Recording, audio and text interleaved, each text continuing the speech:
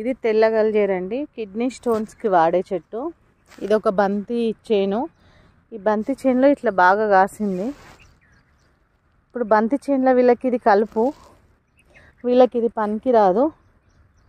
మేము పొద్దున్నే నీరా తీసుకోవడానికి వచ్చినాము.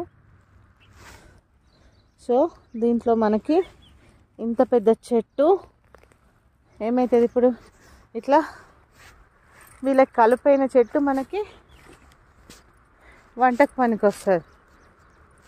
ఇంకో ఇవన్నీ వాటి విత్తనాలు చిన్న చిన్నవి.